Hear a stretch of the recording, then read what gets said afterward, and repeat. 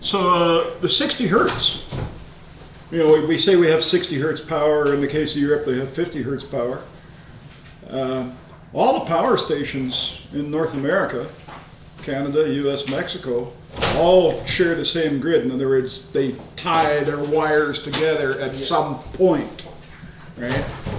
Which means all those power stations, generating facilities, have to generate that 60 hertz perfectly. Exactly. Because if one guy is generating 61 hertz and somebody is generating 59 hertz, when they meet, there's going to be a lot of problems. They have to be perfectly synchronized and in phase. What kind of problems would that cause? Yeah, exactly. Oh, you get that brownout stuff? You'll get stuff, they're totally other. You get circulating brownouts, you get massive current consumption when there is no current consumption. You get all kinds of problems. But to make a long story short, you know how that AC waveform goes up and back down? Well, all the power stations have to go up and back down at exactly the same time. So when they meet somewhere, all that adds up and we have one big happy grid. But the question is, let's say you have 5,000 power stations across North America.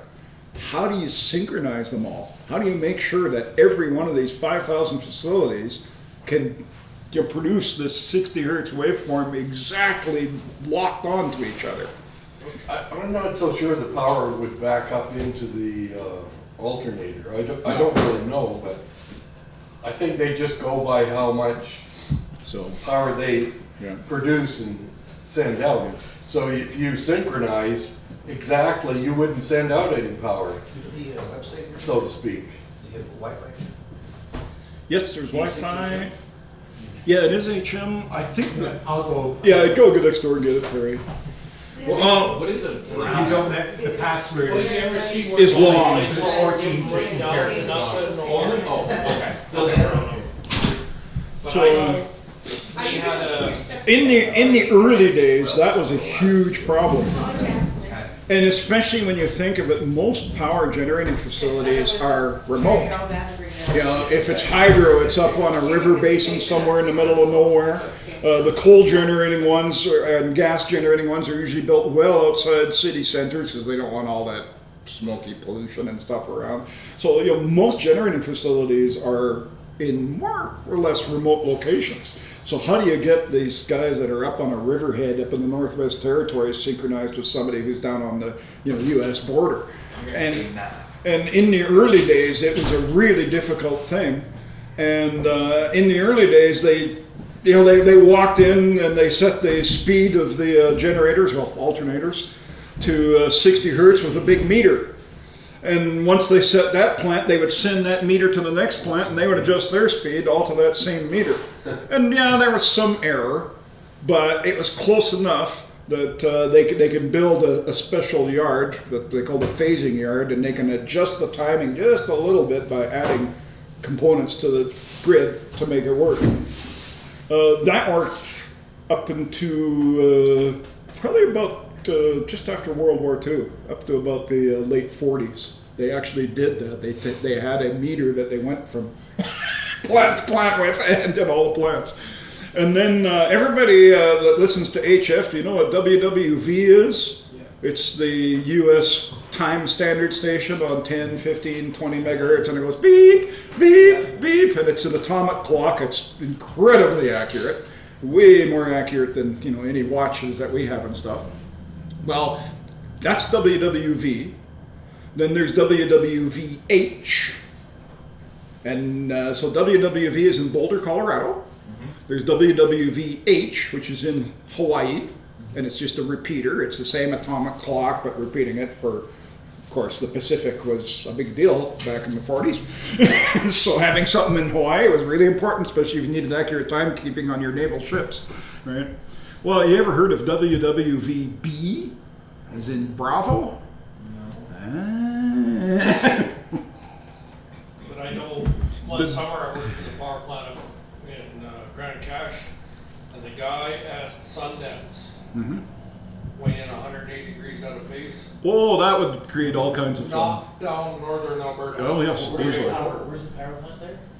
The Sundance out at Just east of, or west of the city here, yeah. But the one up at Grand Cache, I was working Yeah. on one, Oh, Grand okay, Cache. okay. When we were sitting there, cause I was up, 11 stories up on a beam.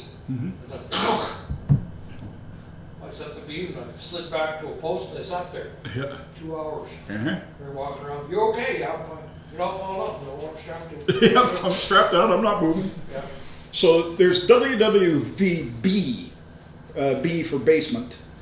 They broadcast on 60 kilohertz, not 6 megahertz, not 600 kilohertz, 60 kilohertz. It's a VLF station.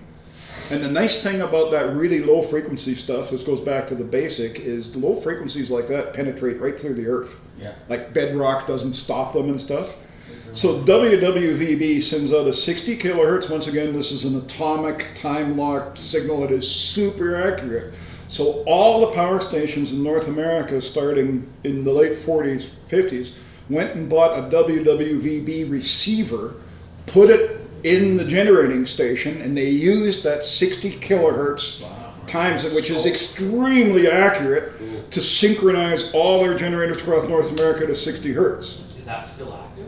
What? It is still active in a lot of remote communities. Nowadays, they've actually gone and they're using what they call a GPS disciplined clock, where they're using the GPS satellites have actually the same accuracy as WWV. Each one of those 30 satellites up there have an atomic clock on board. So the GPS time is exceptionally accurate. It's like 10 to the minus 18 of a second. It has to be for GPS Yeah. because it's all based on where you were at this exact time. That satellite saying, okay, well, I got a signal of this from here, and the other satellite, so they have to agree. And so in fact, the acceleration of the Earth, they have to compensate for that because it makes a very slight difference in time from the ground. Yeah, they've used like Einstein's theory of relativity to figure out how to correct for all that. But the modern power stations now use something called a GPS DO, which is a GPS disciplined oscillator, and they get the lock from that. And it's atomic clock and, very, very, very accurate and stuff. That being said, there is still small generating facilities, and ones in the more remote, they're still using WWVB. It's there. Okay. So that's a little bit of trivia for you. None of that's on the advanced exam, but you got to think about things like that. You've got all these generating stations. How the hell do you get them to synchronize? It's fun. So, and of course nowadays it's all computer controlled and monitored and automatically corrected and da da da da da da. It's pretty automated. But in the good old days, it was lots of fun. So, anyways.